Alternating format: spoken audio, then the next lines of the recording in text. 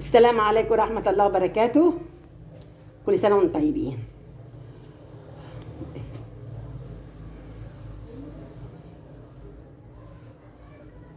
اللي انا بقى بتكلم عليه عيد الام، بس هو مش عيد الام، لان هم امهات قلبها مكوي مجروح، امهات اترمت في دار المسنين،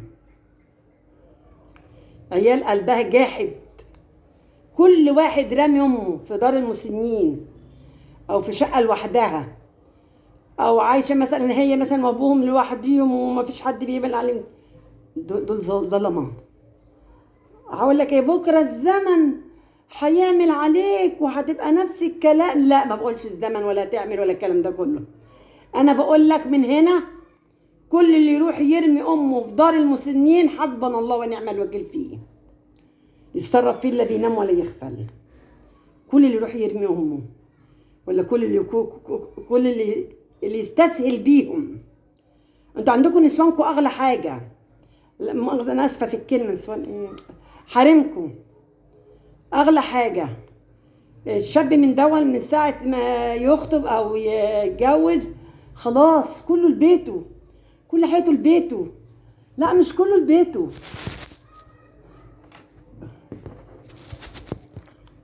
لا مش كله لبيته، مش كل حياته لبيته.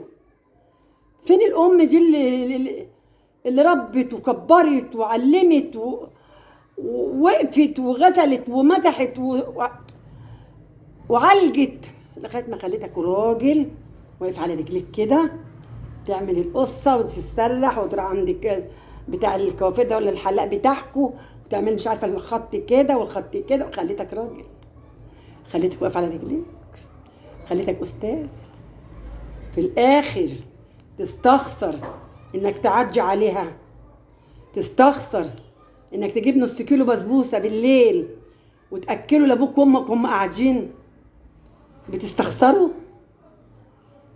الفلوس ولا الصحه ولا الوقت؟ مراتي اولى بيها وعيالي. الاخر ربنا ما بيكرمكوش في جوازه. كل اللي بيظلم امه وابوه، ارجعوا كده شويه، شوفوا الطلاقات قد ايه، شوفوا الطلاقات كترت قد ايه، شوفوا العيال اترملت قد ايه. عشان انتوا ظلمتوا الناس الكبيره اللي هي احق الناس بيكوا، اللي ربنا سبحان الله وتعالى اتكلم عليهم، اللي ربنا قال لك خلي بالك منهم، دي الجنه نفسها تحت رجليها. يبقى انت ممكن تروح تجيب لخطيبتك في عيد الام لامها خاتم او دستة جاتوه تورته كده، او المهم انك تراضي حماتك وانت داخل. ما رضيتش امك، امي اقدر عليها، امي غلبانه، اما لو قلت لها كلمه هضحك عليها. لا، مش قلت لها كلمه، ده الخاتم يجي لامك والضحكه ترجع لحماتك، لان امك هتفرح وقلبها يفرح وهتدعي لك، تقول لك روح ربنا يصلح حالك، روح ربنا يسهل لك يا حبيبي، ربنا يكرمك يا قلبي، وتبقى فرحانه بيك ان انت فاكرها. ولا عارف يا اما حتى لو ضحكت عليها مش ضروري انك تقول بيجي صح. عارفه يا اما انت اغلى من مراتي واغلى من عيالي واغلى من الدنيا كلها يا اما انت وابويا. ده انا اجوع واكلكم حتى لو بالكذب. يعني خليهم، حط الفرحه في قلبهم. وانت جاي كده كل اسبوع كده جيب حاجه حلوه كده، والله العظيم 3. لو حط شوكولاته ايه شوكولاته دي وكيس شيبسي ده الاطفال اهو. يعني احنا لما بنكبر بنبقى اطفال تاني. وكيس شيبسي خد يما كل يوم وانت قاعده كده بتتفرجي على التلفزيون. يا واد هو ايه يا واد بوزي يا وانا صغيره وانا يعني عيله، انت قاعده في عيني يا امي، يعني تضحك عليها بالكلام. ادي وجهه نظري، اضحك عليها بالكلام، نايمها مجبورة الخاطر. الا كمان لو ابوك بعد الشر توفى، خلي بالك منها. انا كان في واحد كنت اقول له كل يوم، يعني كنت ناس اعرف جيراننا، امك عامله ايه، ابوك عامل ايه. الناس لما كنت اروح يعني اجيب خضار وكده بتوع خضار، اختك عامله ايه؟ كان يزعل من كتر السؤال، يقول لي بتفكريني، يعني احس كده اني متضايق. اقول له انا مهما تتضايق، بس انا ببقى عايزه اسلم على الناس دي. لغايه لما لقيته بقى يتضايق ان انا بسال على امه وعلى ابوه وعلى اخته، انا نفسي بعدت عنه. خلاص، انت حر، حر في اهلك، انا مالي. خلاص انت حر بقى. ان بس بقول له ابوك قال ان ابوك كنت انا عارفاه. ابوك هو ابوك عامل ايه؟ طب رجليه عامله ايه؟ كانت رجليه يعني تعبانه شويه وسكر ومش عارفه ايه وكده. فكنت احب اسال عليهم قوي، اقول له خلي بالك منهم، دي ناس كبيره، دي ناس مريضه. كان يزعل ان انا خلاص. طب يعني بسلمتي خلاص. وعلى ايه؟ على ايه؟ براحتك. احنا خرجنا برضو تاني. اللي انا بقوله، انا مش بتكلم كده عشان عيد الام، لا يا بابا، لا يا قلبي، انا مش بتكلم عشان عيد الام. انا بتكلم عشان الامهات اللي بتكبر بنبتدي نرميها في دار المسنين، في شقه لوحدها. هتقول لك ايه؟ لا انا ما بحبش اقعد الا لوحدي، مش عايزه حد يضايقني في عيشتي. ما هو انت لما تيجي مش هتضايقها، مراتك ممكن تضايقها، لان في حريم ربنا يسترها علينا منهم، وفي حريم طيبه جدا. فاحنا ما نعرفش بقى مين فيهم الحريم اللي معانا. اللي انا اقوله ان انت تروح، والله العظيم ده لو عارف، لو سندوتش ايه؟ جبنه رومي، فول، مش عارفه. هتقول لي يا امي ما عندهاش اكل. اقول لك حاجه انت جايبها. يا امي انا كنت جايب سندوتشين دول هاكلهم، يلا ناكلهم انا وانت. سندوتشين اهو. وتروح قايمه عامله كوبايه شاي بلبن، ويلا يا حبيبي ايه نتعشى قبل ما اروح. دي فيها حاجه؟ السندوتشات دي هتضايقك في حاجه؟ هتحط عليك في قرش حاجه؟ ابدا. على فكره ده اشرب، مش شعري انه ابيض ولا الكلام ده. اشرب ابيض في اسود، ده اشرب ابيض في اسود. لو عايزين اوريه لكم، لا مش هوريه لكم، انا حره. ها فيعني عايزه اقول لك، يعني حطوا البهجه في عين الناس الكبيره دي، افرحوهم، عشان بيوتكم تعمر، عشان البيوت بتتدمر من دعوه ست كبيره في جوف الليل. روح يا شيخ انت خليتيه ما يحبنيش، حسبنا الله ونعم الوكيل فيكي، مش عارفه ايه وايه ايه. تبص لا ربنا سبحان الله وتعالى ان قلب ام مجروح حياتها اتدمرت، في طلاق، في محكمة الأسرة، في مش عارفة ايه. يا ستي ما تخليكي لوجه الله. هقول لك مسيرك هتبقي حما، الكلام ده كله بنقوله. انت يا ابني مسير ابنك هيعمل فيك كده، برضه مش هقول كده، لان انتوا عايزين الكلام ده. لا احنا مش هنقول الكلام ده، احنا هنقول احترموا نفسيكوا، احترم امك واحترم ابوك. خد اخواتك كده، تحط اختك كده، بوسها كده، طبطب عليها، حاسسها ان لها اخ خايف عليها وبيحبها وصاحبها. البنات عايزه مصاحبه، صاحب اخواتك البنات. لو عندك اختين بنتين صاحبهم، خدهم كده تحت باطك كده، واقعد معاهم وارغي معاهم وشوف معاهم، وشوف جواهم ايه، حاطين على تليفونهم ايه. شد التليفون كده وهي العيله بتلعب عليه من غير ما هي تحس، تروح شادت وتدور في تليفون اختك. هتقول لا يا نهار ابيض، ده احنا عيالنا محترمه. انا ما قلتش عيال مش محترمه، انا بقول لازم نعمل كده. لازم يعني عندي نادية صغيرة بس بعمل فيها كده. انا بعمل في نادية كده، بشد التليفون بتاعها واشوفه. يعني يقولوا لي ايه ده، دي صغيرة يعني ما ينفعش الكلام ده. اقول انتوا عندكم ما ينفعش، انا عندي.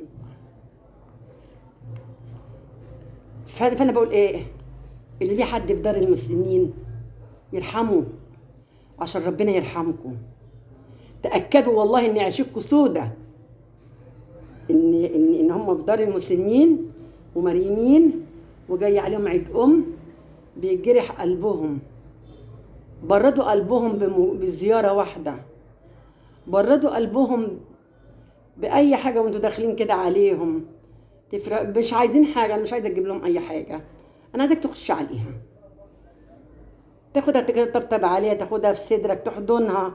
هي امي، انا مشغول، ادعي لي يا ام، معلش بس اشتغلت عليكي، بس بعد كده لا مش هشتغل عليكي بعد كده. احنا مش بنتكلم كده عشان عيد الام بس، لا، انا كلامي كله كده. انا واحد بيقول لي كان كاتب لي بيقول لي يا ستي اطبخي، نفضي، غيري من محتواك شويه، ربنا يبارك لك. انا عارفه ان كلامك صح، وانت عارف نفسك، وانا عارفه حضرتك، وانا عارفه كلامك صح كويس جدا، بس انا مش عارفه اغير من محتواي عشان انا لقيت شغلي كده، ارتحت فيه كده.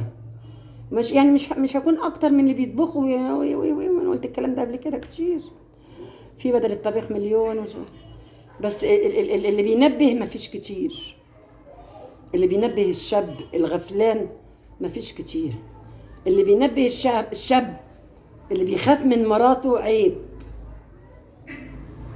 عيب يلا، عيب ياض، عيب لما تخاف من زوجتك، انت الراجل.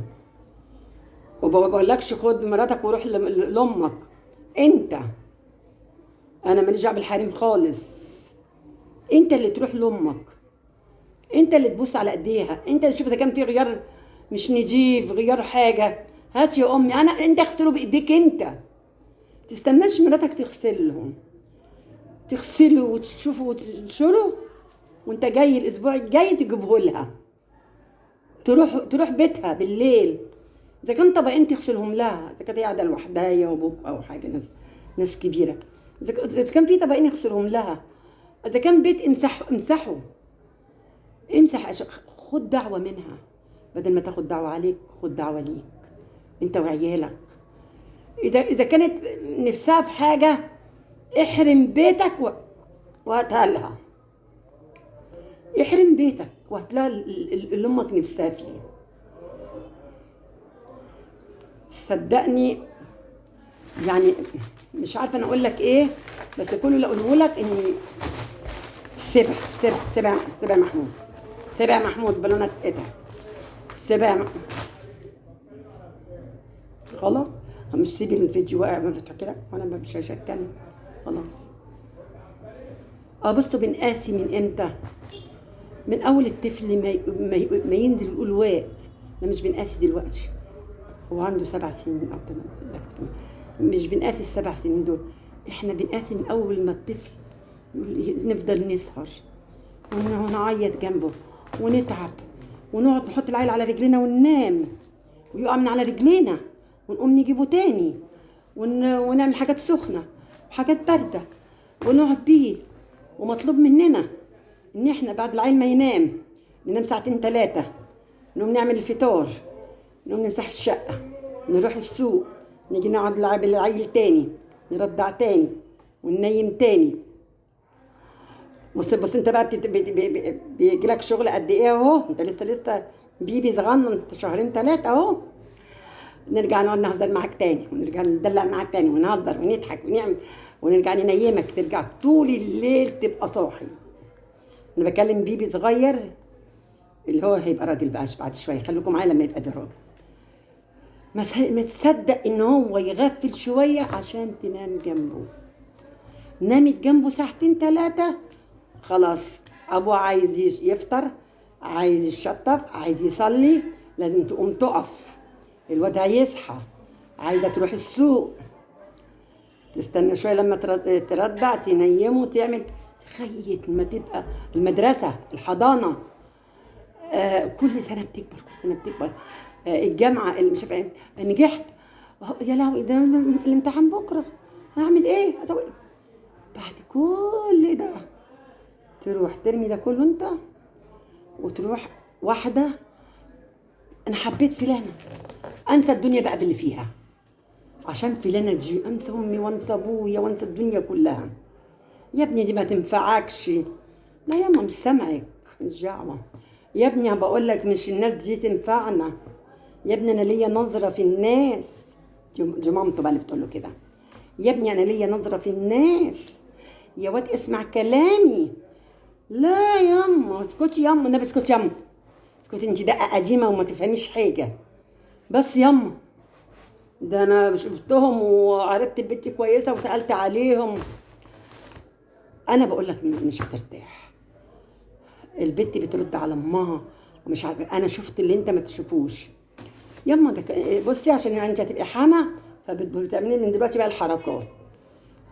انت حر يا ابني، روح يتجوز سنه، في مشاكل، في اخلاق حلوه يعني وحشه، في مشاكل اشتغلت. ما انا قلت لك انا ليا طلة غيرك انت بتطل بحب، انا بطل بعقل. انت بتطل ليها بالحب، بتحبها يعني، حتى لو هي غلطت انت شايف الغلط، لكن انا عقلي بيكتب لها، لانها مرات ابني هتريحنا احنا يا اما هتتعبنا احنا. يركب قال جابت عيل، محكمة الأسرة الطلاق تاخد منه كل اللي حيلته، من شقة لفلوس لعفش لمصروف الولد، ما يبقاش حيلته حاجة تاني ان هو يتجوز، لا هيتجوز ولا هيعرف يصرف عليها، يا اما كل اللي حيلته هيديهولها وهو متطلقها ومع عيلها واخده شقته واخده حاجته. يلا يا بابا على بره بقى. يبقى لازم نحاسب نحاسب نحاسب نحاسب. ولما حد كبير يقول لك لا، قول له طب لا ليه؟ لكن انا شفت واحد اتنين بص انت بقى بعينيك وبدماغك، ماما قالت لك كده، حاول انك تصحى مع ماما شويه، حاول انك تتنبه شويه. انا شفت قصه امبارح عند مدام مروه، بس قصه جديده قوي قوي قوي. دي كانت دي حقيقي لسه كان البنت يعني كانت بتحكيها امبارح. هي بقى 3 اسابيع بس القصه دي، يعني هي بتحكيها امبارح، وهي كانت مع علاقه بشاب. البنت يعني ايه كانت بتحبه، فكتبت وقالت له يعني انا عايزه ايه، يعني اتعرف عليك. قال لها ماشي. يعني هم بيقولوا، انا ما اعرفش اللي هم بيقولوها دي بيقولوا ايه يعني. مش عارفه بعتوا رساله، ما اعرفش الكلام اللي انتوا بتقولوه ده، انا ما اعرفوش بقى اللي هو اسمه ايه. مش عارفه رساله ولا بتقولوا آه يعني عايز صداق، يعني هي طلبت صداقه منه. انا عارف بص انا مش عارفه يعني في الحاجات دي لا انا ولا العيال الصغيره حتى نفهم في الكلام ده. طلب صداقه، المهم ايه قال لها ماشي. دخل صداقه معاها، بيتكلموا يهزروا مش عارف على النت عادي جدا، وبيهزروا كده. قعد معاه 20 يوم، بقت فرحانه بيه، عندها 18 سنه. مدام مروه هتسمع الكلام ده هتعرف ان انا قلت القصه دي عشان هي